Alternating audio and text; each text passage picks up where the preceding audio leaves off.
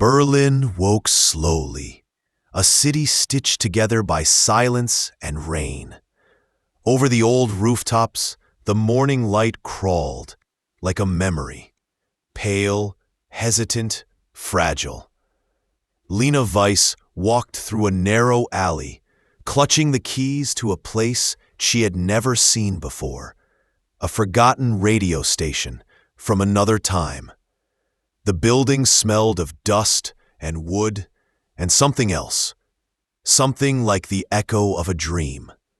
She was an audio restorer, her life devoted to bringing back the voices the world had forgotten. But that morning, as she turned on the equipment, something inside her shifted. The air felt heavier, as if history itself were watching her. On the desk, an old reel. Label, Rundfunk Berlin, 1987. She loaded it, adjusted the levels, and pressed play. Static. Crackles. Then, music. A slow, trembling melody, like a lullaby whispered to a sleeping child. And then, a voice. Lina, if you can hear me. Her heart froze. A woman's voice, warm, slightly hoarse, unmistakably familiar. The voice that had once sung her to sleep. She stopped the reel, trembling. Played it again. The same whisper, the same name. It was her mother, Margaret Weiss, officially missing since November 1989, just days before the wall came down. No body, no answers. Her father never spoke about that night, but now her voice had returned from a tape older than Lina herself. That night, Lina couldn't sleep. By morning, she was in the Berlin archives, chasing ghosts. An old clerk found a file, marked and yellowed by time. Broadcast, December 1987. Studio Rundfunkhaus. Engineer, Martin Keller. Is he still alive? If he is, the man sighed, he doesn't want to be found. Martin Keller lived in an apartment full of dust and silence. Coils of tape, broken radios, shelves of forgotten machines. A man of shadows.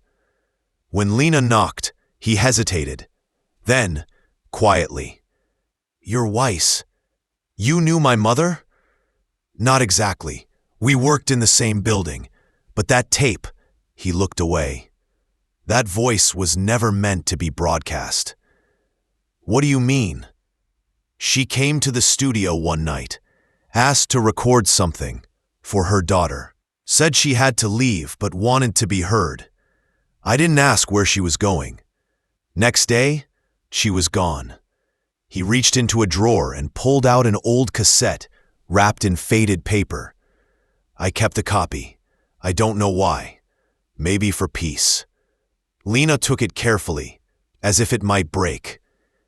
"I need to hear it." The Rundfunkhaus studio was a ruin. Peeling walls, silent corridors, ghosts of sound still clinging to the air. They turned on an old generator.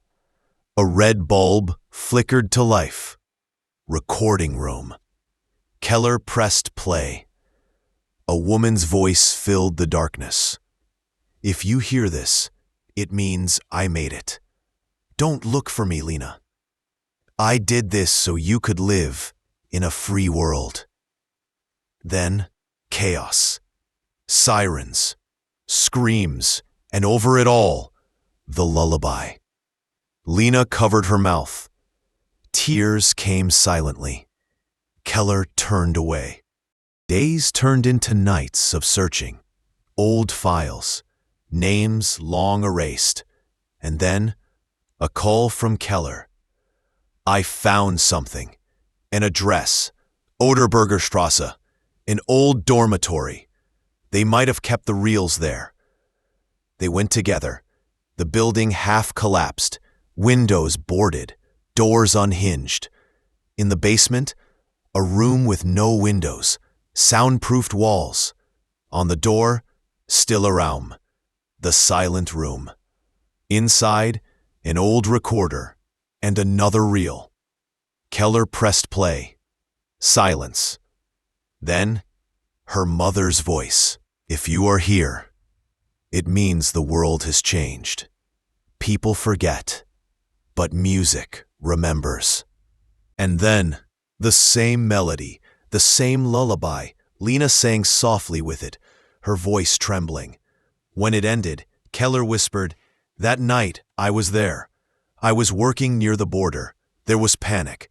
People trying to cross. She ran out of the crowd. Your mother. She handed me a child and said, 'Take her.' Then she was gone. I thought both of you died." Lina stood frozen. The truth, sharp, merciful, unbearable. She reached out, touched his hand. "You saved me," she said. "Now it's time to save yourself." Weeks later, a museum exhibition, Voices of the Past. Among the recordings, a song titled "Wiegand Lied for Lina." She sat in the hall, listening. The melody filled the air, pure, eternal.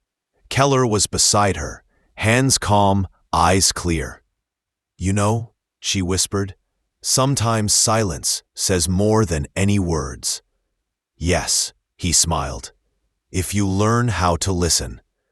At the end of the recording, a soft laugh, her mother's. And for the first time in years, Lina smiled too.